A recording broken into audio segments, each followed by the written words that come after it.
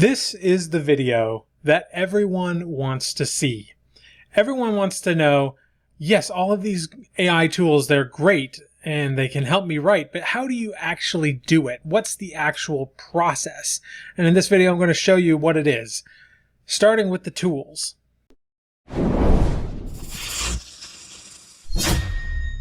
My first video ever was actually a deep dive into how to write a book with ChatGPT, and it was over an hour long and is still one of my most popular videos, but it is a little bit outdated.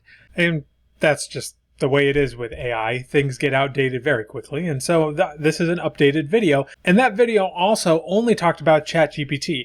Ideally, to do this well, you need to be using a combination of tools, and there are some things you're going to have to do that ChatGPT actually isn't that great at. I personally do not write with only ChatGPT. I use several tools. And so in this video, I'm going to be walking you through that entire process and telling you exactly what you need to know in order to write a book from scratch using ChatGPT as well as other tools. So let's start with the tools first. All right. Today, we are looking at 3 different tools, which are the 3 that I recommend you use if you want to write a book from scratch using AI. The first here is Sudowrite, and I'm specifically in Sudowrite's story engine here. But if we click out of that, this is what Sudowrite's main interface looks like. We have, this is a completely blank project called Untitled. We'll title it later. But story engine is really where Sudowrite shines, because this is a place where you can really create a lot of stuff from scratch using AI. However, I do not think that Sudowrite alone is sufficient for most authors. It can be, it does work, but you will likely run into your word limits often if you do it this way with only using Sudowrite, because Sudowrite charges you they give you a certain allotment of words every month, and then if you use those up, you have to buy more. And so because of that, we are going to also be using ChatGPT as well as Claude. Both of these, you could use just one or just the other. You don't necessarily have to use both, but I find that when I have both available to me, it just allows me to have a little bit more flexibility. Sometimes one is better at one particular task than another. Sometimes I like to test what I do in both to see what the results are and if I can get better results out of one or the other. And so we're going to be using both just because I'm showing you my process, but you could do this with just one. And if I had to pick one, I probably would pick Claude right here. And you could use it in conjunction with Sudowrite, and that would be it. Now, when I made my first video about how to write a book with ChatGPT, I did it really in response to a lot of people who were posting similar things on the web and who clearly had no idea how to write a book and had never written an actual book in their life. I have actually written 12 books without AI in the past couple of years, and I've been heavily into the AI space for a while. And I also my day job is working for Kindlepreneur, which is one of the leading websites about self-publishing and about crafting your book and getting it ready to sell. And so I know a thing or two about the self-publishing industry. I know a thing or two about writing. I'm certainly not the biggest expert in either, but I had an understanding that led me to believe that most of the videos out there, and still most of the videos out there, are made by people who really don't know what they are talking about. And so in this video, we're going to look at the real deal. Like, what would you actually do if you wanted to write an entire book with AI? What would that look like? So let's do it. Step 1, usually, for most authors, is to start with brainstorming. Now, you may already have a good idea of what book you want to write, but if you don't, there are multiple techniques that you can use to brainstorm your premise. One that I like to use is this prompt right here, which says, give me a number of high concept pitches for a best-selling genre story with a unique twist, intriguing characters, and gripping emotional stakes. And so we'll just add a large number to this. We'll just say 30, and we'll pick a best-selling genre. Because I'm doing this semi-seriously, I'm going to pick something that I actually would be interested in writing. And so I'm going to say urban fantasy story with a unique twist, intriguing characters, and gripping emotional stakes. This is one of the prompts that I might start with, but there are many others that you could start with as well and see what it gives us. We can also, while it's doing that, we can copy this exact same prompt, plug it into Claude, and then we can compare the two to see which one we want to do. Claude is currently free for people in the US and the UK. And so you can look at these things here and just get a sense for which one you like. You can look at them here. We have Invisible City. A cartographer discovers an invisible city overlapping a major metropolis. When she starts mapping it, she inadvertently becomes its leader. So, yeah, okay. And then we look at the first one here. A mortal woman discovers she's destined to be the next Grim Reaper, but refuses the role and tries to defy fate, wreaking havoc on the natural order. So these are okay. These aren't too bad, but I already have an idea, and I suspect most of you probably do as well. So I'm just going to go into ChatGPT and say, I would actually like to write a story about a Hispanic woman around 19 years old who discovers that mythical creatures are real, and by the end of the book becomes an actual beast master who hunts mythological creatures that endanger humans. But I might have the concept, but there is likely, even if you know what you want to write already, you're still going to have to brainstorm some things. So I'm going to give you an example of that. Give me a list of mythical creatures that she could encounter in the first book. And it'll give me a list, because I have the concept, but I don't really have the exact story of what I want. So it's giving us a couple. Chupacabra. It's giving me Hispanic ones because I said that she was a Hispanic person. I don't necessarily want it to be a Hispanic creature, not for this first book at least. All right, it's giving me a few that are not Hispanic, but I want to tread carefully with that. I like the basilisk, maybe. And honestly, I don't know too much about the basilisk all I know is from Harry Potter, like most of us. Tell me more about the basilisk. What mythology does it come from? And, well, it's still generating. And so it's giving me more information about the basilisk and how it's from Greek and Roman mythology, which is, I consider Greek and Roman mythology to be a little boring at this point because it gave me an error. Well, regardless, this is okay. All right, so now it's told me a little bit more about the basilisk. I've got enough here to kind of go on. We've learned that it's from Greek and Roman mythology, which is a little boring in my opinion, but this is the first book, and Greek and Roman mythology is what most people in the Western world are familiar with. And so I think it's okay to start there, but then maybe in future books go into other mythologies that are more interesting to me. But a basilisk would probably be fine for this first book. So before we move out of the brainstorming phase here, there's one other thing that I really want to figure out, and that is the ending. One of the little tips and tricks that you'll learn when you get into this deeply is that if you start with the end in mind, the AI is much better at plotting to how you get there.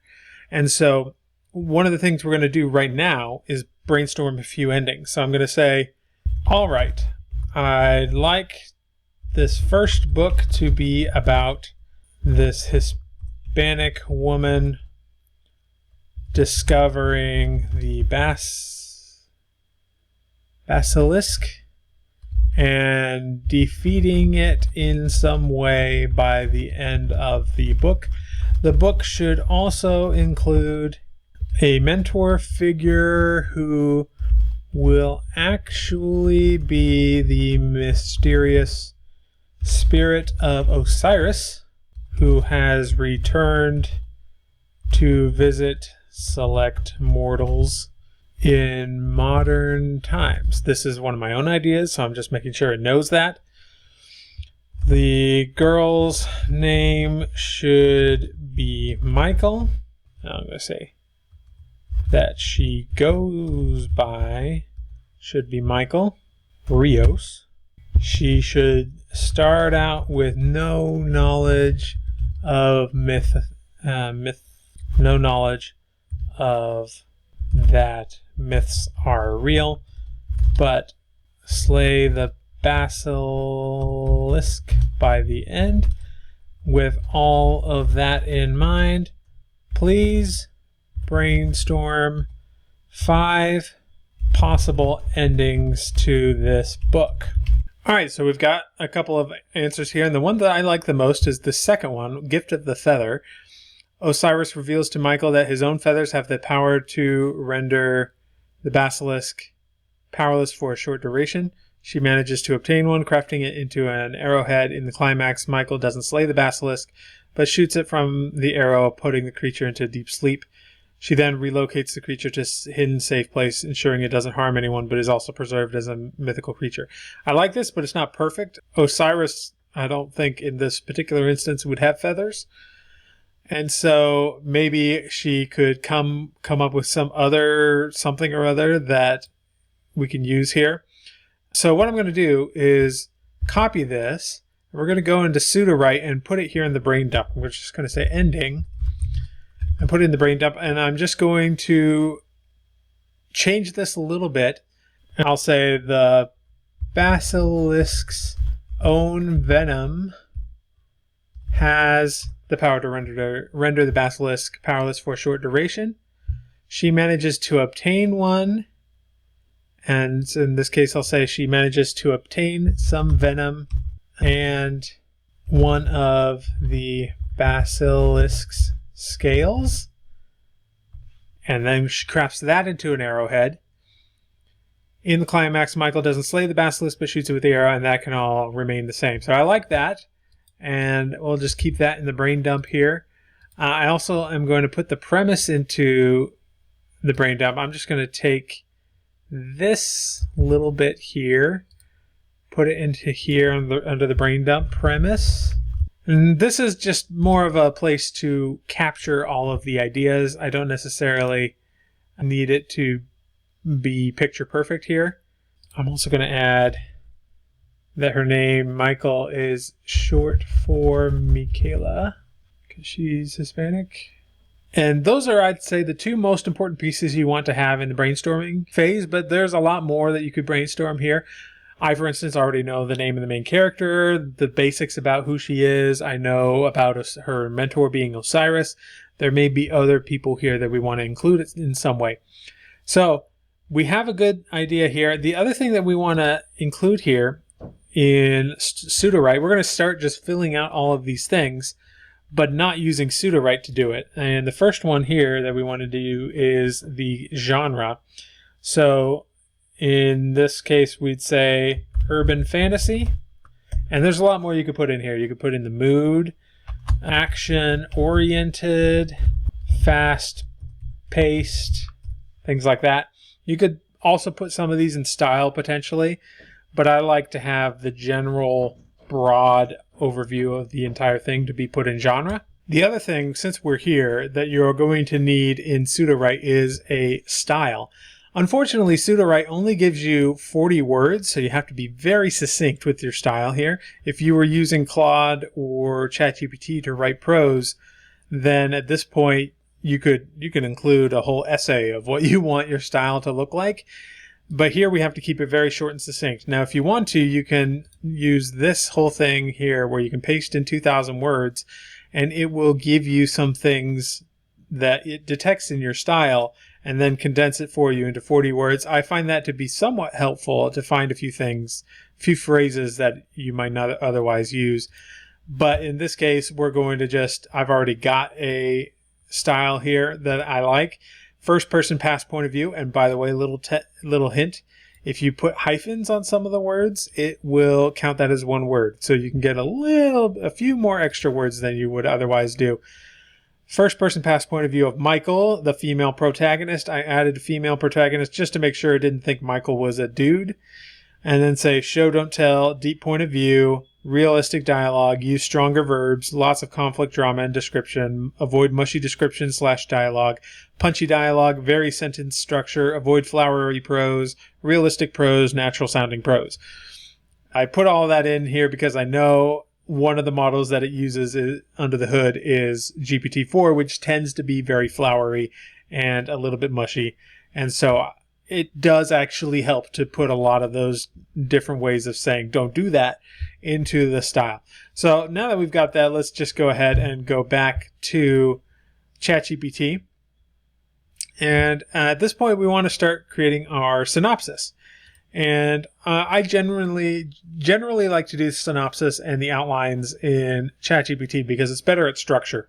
But Claude does sometimes come up with more realistic things, so we can test it in both as well. But to take what we've got here with the premise and the ending, we can open a new chat and the reason I open a new chat is because I don't necessarily want the chat to remember all of the options that I didn't take. I just want it to start clean so it remembers only what I tell it to remember. And so I'm going to say something like, given the following premise and story information, give me a highly detailed synopsis for a urban fantasy story in the traditional 3-act structure. And I say that because if I don't ask it to give the beginning, middle, and the end, it's just going to give me a book description, essentially, something meant for marketing purposes. And I don't want that. I actually want a full description of the story that includes the ending and everything that happens in it from a broad perspective. Each act should be clearly labeled and should build toward the ending I've described. And then I'll just copy and paste the premise and the ending in there, and now it's going to give me a premise. If we want, we can also take this while it's doing that, go into Claude, open up a new chat in Claude, and ask it to do the same thing as well. All right, so I have two different versions, one from ChatGPT, one from Claude, and I actually think the one from ChatGPT was better. Like I said, it tends to do really well with structured information, and I asked it to give a structured answer, and so it's done rather well. So this is what we're going to use here. We're going to be using this synopsis here, and actually this synopsis on its own isn't too bad, but at this point we want to kind of massage it and get it to be exactly what we want. And one of the first things I noticed is that the character has her being a young history teacher with a penchant for myths and legends. And that's not really how I see her. And actually, I don't know exactly what her profession should be. And so I'm just going to ask it. We'll continue our brainstorming and say, I don't want Michael to be a history teacher. What are some other professions that she could have? In particular, anything that would prepare her for the physicality, her eventual new role. And we'll see what it gives us now. All right, so it's given us parkour instructor, which is funny. Martial arts trainer would make some sense, but I actually think wildlife rescuer would be the most appropriate given what we've got here. It's got a few others, military veteran, personal trainer, that would make some sense, stunt double even. But I think wildlife rescuer would make the most sense. And that does give her a chance to do a little teaching as well. And so I'll say, let's go with wildlife rescuer. Now, can you brainstorm any additional characters that this story could use? Because we want to start thinking about characters too at this point. All right, it's given us a couple of good people here. She's got a close friend, Elena Martinez. A fellow wildlife rescuer, more skeptical. I don't know about that. But a couple of these caught my eye. I liked Officer Maya Brooks, a city police officer who's been assigned to investigate the disturbances caused by the basilisk. She's initially skeptical of Michael's claims, but becomes an ally when she witnesses the creature firsthand. I like that one. I also like this one, Tom T.J. Jenkins, the owner of the Wildlife Rescue Center where Michael works. He's a father figure to many of the employees and provides a moral and logistical support throughout the story. I'm going to take those two. I don't think we need a ton of people for a simple urban fantasy story, so I'm just going to say I like Officer Maya Brooks and Tom T.J. Jenkins. With them in mind, along with Michael's profession as a wildlife rescuer, and I'll say, and a national parks ranger. It didn't really say that, but I'm going to add that because that would make the most sense, I think. Please rewrite the synopsis. And it should hopefully give us a new and improved version of the same synopsis we got before. And at this point, you're going to want to take this synopsis and massage it a little bit to be more of what you want it to be, because this is going to be something you do quite frequently, is you take what it gives you and then you make it just a little bit more you and a little more specific, because it's not going to know a lot of the things that it needs to know in order to write a good story. So I'm going to take this. We'll take the title and everything, and we're going to copy it into the synopsis area here. It's just a little over 500 words, and you get 800 words in this space. So this is a good place to put the synopsis in Story Engine. But to give you an example of one thing that I would change here is, like, I know she's going to be using a bow and arrow at the end to vanquish this creature. And so we need to foreshadow that in some way so it doesn't come out of the blue. Can you give me a scene that we can place near the beginning of the story that shows that Michael has the knowledge of how to handle a bow and arrow to set up what happens at the end of the story? And again, this is one of those things, you'll just be picking out little pieces here and say, I need a little bit more of this, I need a little more of that. And you can use the AI to give you some of those things. And this is on me. It started actually giving me a scene, like actually writing the scene, and we didn't need that. So I say, can you give me a summary of a scene? And then I'll say that we can place near the beginning. And then I'll just find a good place to stick it in there. And then we can stick this in the synopsis here. And I could probably put it right here. Actually, no, we'll put it in the introduction. In one opening scene at the quiet hours of dawn, Michael is at a secluded clearing within the park practicing her archery. Makeshift targets bear evidence of frequent use, etc., etc., etc. All right. So we've got something here. And if you wanted to do this thoroughly, you would go through and fully fix up the synopsis to be more specific to what you want. For instance, in this case, I would say in the opening scene, we get this. So this will be part of the early opening of the synopsis here. TJ then tells her of a situation with... Actually, I think I'll remove that and then go down here to the second scene here. Disturbances in the park. Reports start circulating about a strange creature causing havoc within the park. Sightings describe it as a serpent with a deadly gaze. Michael, with her deep connection to the park and its wildlife, start investigating these reports. So I would say at this point they don't know what it is and that it's a basilisk. And they're just starting to get reports of maybe creatures or even people that have been found dead. So instead of this, we could say reports start to circulate about strange creatures that are being found dead throughout the park. While investigating, Michael finds some birds that have been turned to stone. She thinks they are finely detailed statues, but finds them strange.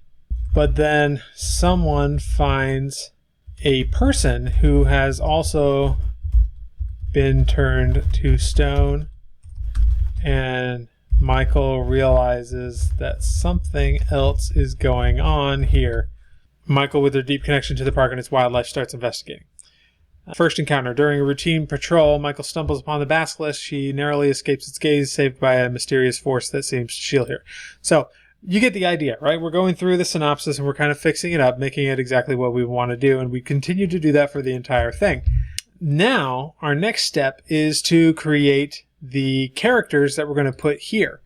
So, let's go back to ChatGPT and say, give me some character summaries for all of the main characters in this book. Make sure to include a brief physical description, their Myers-Briggs personality type, their Enneagram type, and a brief description of how they talk, what their dialogue sounds like, and how they react in various types of situations. This is just a starter prompt to get a specific type of description for these characters that we're going to want to use. All right, once you've got it how you want, we have to make sure that this is in a format that we can use in pseudowrite. And the way pseudowrite does it, if we come over here to the characters, is the way it works is it needs to be the name of the character plus a colon and then a paragraph describing them. And so I'm just going to ask ChatGPT to reformat these descriptions that it gave me. It did a really great job. It gave me the physical description, the Myers-Briggs type, the Enneagram, the dialogue and reactions for each of them. So I'll just say reformat each of those characters in this format. Name of character, colon, a single paragraph containing all important information. And then I'll just add, do not use bullet points. And then as it's giving you these, you're going to want to fix these up as well. For instance, I noticed it says, for Michael, it says that she often uses nature analogies. And that, I know from experience at this point, just means that if we leave that in there, she's going to be talking with nature analogies all the time. And so that's something I would take out. In this case, I would say in stressful situations, she's action-oriented. That's fine, making quick decisions with compassion and firmness. You could add other situations here, like in calm situations, she's this way. When confronted, she does this. And you could go to town there. There's a lot that you could do. But I'm just going to use what we have here for now. And we're going to paste this into our characters area here. I am going to take out that little bit about the nature analogies. So we'll remove that. But otherwise, I'll just leave these the way they are. But these are a couple of things that I like to include in the characters. I like to include their physical description, at least a basic physical description. I like to include some personality types because that tells the AI a lot about a character with as few words as possible. And I like to include information about how they talk and how they react to certain situations because that will determine how the AI renders their speech and dialogue later on when we're producing that. And by the way, we've been producing all of this in ChatGPT. You do it in Story Engine itself. But I don't do that because I figure ChatGPT is a little bit better because you can go back and forth as I've been doing and figuring things out that way. And also it doesn't use up your words that you have allotted to you in pseudowrite. So this is all good here. We can move on to the outline. Now, if we wanted to at this point, I would trust pseudowrite to have a better handle on this now that we've got the synopsis and everything in here. But I still like to do things in ChatGPT a little bit better. But we are going to want to make sure that we have a format that Sudowrite can understand, which we have here. As you can see, it says Act 1, Introduction, Chapter 1, Chapter 2, Chapter 3, and it has to match that format, and then we'll have information for each chapter. And so I'm going to go ahead and take that format, and I'm going to create a outline using ChatGPT. But at this point, I think we've got a lot of clutter in here, and so I'm going to take the synopsis that we've already generated here, and I'm going to just open up a new chat so we remove some of that clutter. I'm going to say, using the following synopsis, create a detailed summary of the story, or create a detailed outline, excuse me, of the story, fleshing out additional details and breaking it into parts using the 24 chapter novel outline. And then I'm going to say synopsis here and paste the synopsis in here. But one thing that I like to use is the 24 chapter novel outline. Now, the AI does not know what this outline is. And so I actually created on my own website, I created this blog post. And in this blog post, I included a breakdown of what the chapter outline is. So I'm just going to take this into ChatGPT and say 24 chapter novel outline, paste that in there, and I'm actually going to take out some bits of it here. Well, no, I'll leave those in. And then I'm going to say style. This might be giving the AI a little bit too much to go off of, but sometimes you just need to test it. Format the outline in the following style. Act 1, name, Chapter 1, Chapter 2, Chapter 3, etc. Act 1 should have 6 chapters. Act 2 should have 12 chapters, and Act 3 should have 6 chapters. And hopefully that'll be enough that it's able to do this entire outline in one go. Let's see. All right, it's done a decent job here. It didn't do exactly the type of format that I asked for. It's doing things in bullet points here, but it did its best, and we can just work with this. I don't need to tell it to do things differently. So if we take this entire thing and paste it into Sudowrite, go here to the outline, paste it in here. Now we're going to need to fix this up so it understands it. So we do have Act 1. We need to make sure, okay, yep, that looks good. And then we'll need to put a colon there. And then rather than have a title here to the chapter, we need to delete that. And then bring this over here and make sure that everything is formatted like one paragraph. And so you need to go through and do this for each chapter. And again, it's doing this just because I didn't quite follow directions quite as well. But this isn't bad. It's not too much to deal with. So you go ahead and keep doing this. And as with every step of this journey, you're going to want to validate everything in here and make sure it is what you want. Because if it's not in the outline and you want it to be in the outline, you need to make sure you're specific and tell it that you want it in the outline. Additionally, if there's something you don't like or if it's too vague, the output is going to be vague. It's very much a concept of garbage in, garbage out. And so you want to be validating everything as you go along. For instance, this opening chapter here has very little conflict. It just shows that she's practicing archery, and then TJ shows up admiring her skill. And we don't want that. We want conflict of some kind right from the very beginning. And so you could add something in there. You could change it around. So I'm going to say, Michael practices archery in a secluded clearing at dawn. Something feels off, though. The trees and nature around her are too quiet. And then we can go with her expertise is evident as she effortlessly hits the bullseye. TJ unexpectedly walks in, admiring her skill and suggesting she could compete professionally. Michael explains archery's significance to her, but she notices that something is off about TJ. When she asks him what's up, he tells her that there have been some strange reports lately about creatures showing up dead throughout the forest. He wants her to look into it. And so that's an example of what you could do to validate this text. And you would go through chapter 2 and do the same thing. Make sure it's exactly what you want. And go through chapter 3 and chapter 4 and so on.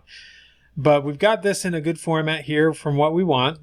And so the next step is to create the story beats, which essentially these are going to be taking the scene and breaking it down into a lot of tiny pieces that can then be used to flesh out prose. It's essentially a much more detailed outline of your chapter. You do it individually for every single chapter.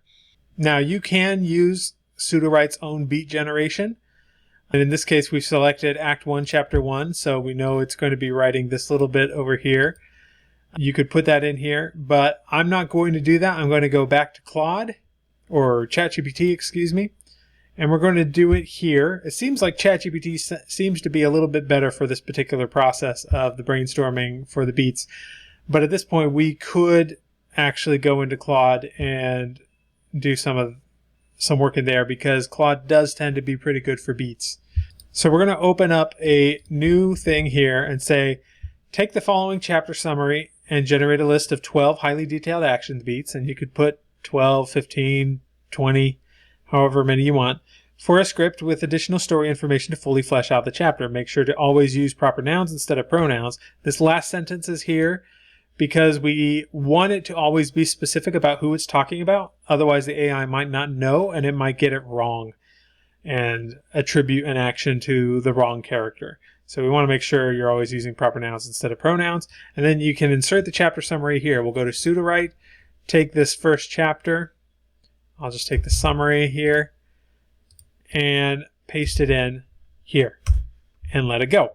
All right, and it's given us a couple of beats. It's doing so in a format that we're going to have to adjust with this title and everything. We don't need the title, but it's done a decent job. The sun's first rays pierce through the dense canopy. Now, ChatGPT tends to want to start with the weather, which is not really how you want to start, but I'm going to allow it. In fact, actually, no, I'm not going to allow it. I'm going to just start with beat number 2. Michael, a woman in her late 20s with a determined look, sets up her archery target, a straw-filled dummy with a painted bullseye. She takes a moment to breathe, feels the weight of the bow in her hand and the quiver of arrows on her back. So yeah, we can start with that. And then I noticed I didn't like the last one either, so I'm going to leave that one off. Whoops. And we're going to go ahead and paste these into here. Now, we are going to need to make sure that these are formatted correctly, and they need to be, for use in Sudowrite, they need to have a number and then a description. So I'm just going to fix that up here. And so now we have 10 story beats, and you can have any number of story beats. It doesn't really matter. I would keep it under 20 in general, but you can have anything above that. And so now we have these story beats. And once again, you want to validate these story beats, make sure they're saying exactly what you want them to. But just for purposes of time, I'm not going to get into it too much here, but you would want to fix these up as exactly as I've shown you how you would want to do in general. And then another thing that people don't know is that you can add additional information above these beats that it will reference. And so this is where I like to put the setting, and I am actually going to take information from the first story beat it gave us. The sun's first rays pierce through the dense canopy, and I'm going to try and rewrite it just a little bit so it's not like action, it's just saying what it is. The sun's first rays are piercing through the dense canopy, illuminating a secluded clearing surrounded by tall ancient trees. Birds chirp in the distance, but their sounds are faint and sporadic. The atmosphere is eerily silent. And then you can also add any information, any additional style information that you couldn't fit in the style box earlier. This is what I like to put in here. It's just reiterating a couple of the things that I already mentioned in the style box, but it's because I really wanted to avoid those things. So I say make sure to write realistic dialogue with the occasional dialogue beat. Avoid any cheesy or melodramatic descriptions in dialogue. Avoid mushy descriptions. Use mixed cadence. And so that's what I'm going to put here. And then now we are finally ready to generate prose. And if you're doing this right, it will take you a little while to get to this point, and that's normal. This is still going to be faster than writing everything out by hand, but you're going to need to take the time to validate each of these beats to make sure it's what you want, because the more specific you can get it, the better the prose is going to be. But there are a couple of different ways to generate your prose in Sudowrite. And this is, honestly, this is the main purpose that I use Sudowrite for, is for creating this prose. I think it is currently the easiest way to do it, which is why I use it. There's Most Accurate, and I can tell you Most Accurate under the hood is using GPT-4. Best Prose is using Claude, and then Fastest is using GPT 3.5.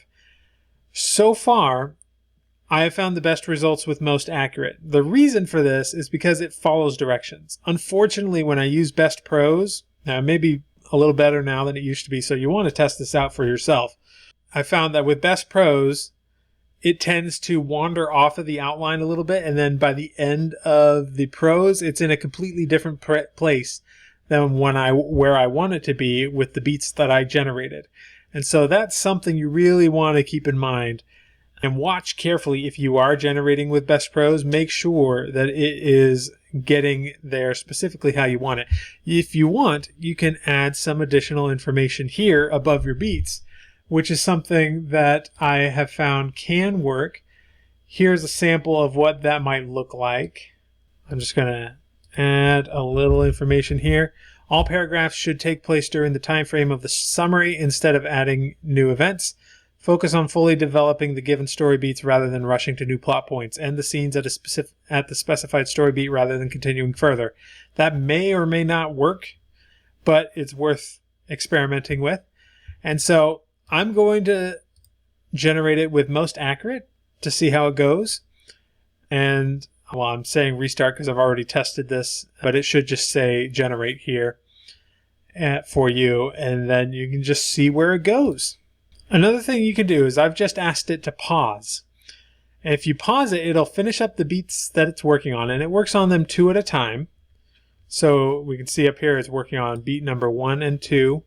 And it's going to finish working on that because let's say I want to edit it. Let's say I see some things I don't like. So it will finish these, and okay, it's now finished them. You can edit these up how you like, and then hit continue, and it'll continue now understanding and knowing the changes that you have made. So let's say I didn't like these, like this entire section here. I could cut it out, and it would start from here rather than down here. I hope that makes sense. But basically, this is a strategy I see people do, and it's especially useful for Claude if you're using the Best Prose tool. Since it tends to get derailed very quickly, you can pause it after each story beat, fix it up how you like, then let it continue, then fix it up, continue, fix it up, etc., etc., etc., until you get to the end. Now, I've paused it here. You could just let it continue generating the whole thing. Go, make yourself a sandwich and then come back, and then it's time to edit the prose. I'm going to actually select Best Prose and ask it to restart and see how well it does. All right, so it is finished. And since it was using the Claude model, it did tend to get derailed a little bit. It started introducing a wolf, which wasn't in my beats at all. And this is why I often use Most Accurate when I'm using Sudowrite, because it, as it says, it tends to be most accurate. But I'm just going to take this because the prose really was better. And now, once you've got this, you can copy it here, and we can go into the main Sudowrite space and paste it. There we go.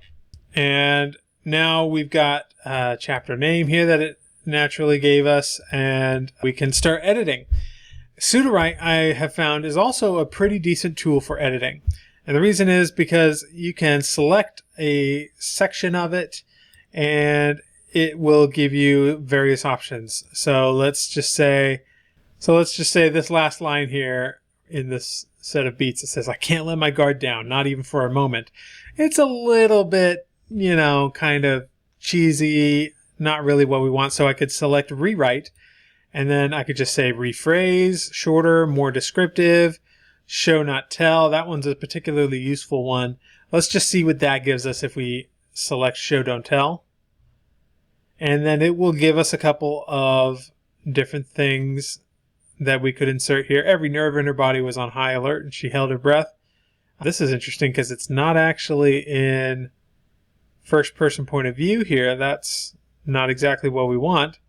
So we could redo that, try something, we could say more intense or more inner conflict. And here we go. This is not too bad. I want to trust that I'm safe and no harm will come my way, but I can't let down my guard. Every moment when my vigilance wavers, I fear I am one step closer to danger. Still a little cheesy, but better than what we had before. So I could just insert that and then go through and edit accordingly. And there are other tools besides rephrase.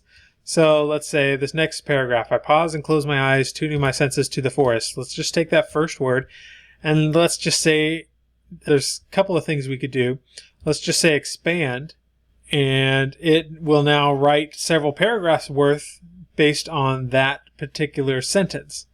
And then I could insert that in here. So really it got like really super detailed on that. Now we don't necessarily want that everywhere, but you're going to have little moments where you're like, this, it brushed over this little bit too much. Let's expand it even further.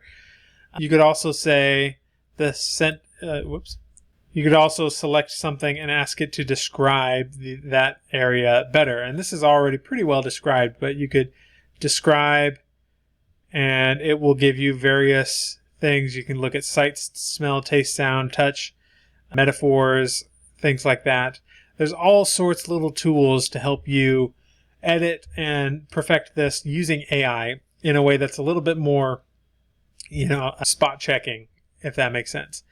But the point here is you don't have to use pseudo-write. You can't just edit it yourself, but you are going to need to edit this material. Otherwise, it's not going to be that great. You want to make sure that you're doing it the justice it deserves. And then finally, once all of that is edited down and you've gotten to the end of the chapter and it's all edited, it looks how you like it, then you can move on to the next chapter and apply the same process throughout the entire thing. So you can see how this is not just push a button and then you're done. Even if you are generating most of the prose with AI, it will still take you quite a bit of time. Not as much time as writing it out by hand, but it will still take you some time to fully generate all of the words that you are going to need and to actually make them good and workable in your novel. So that is my entire process from start to finish. Using, in this case, it looks like we used ChatGPT the most, but you could also use Claude, and using that together with pseudo-write to generate this prose. I hope that was useful for you, and I'll see you in the next video.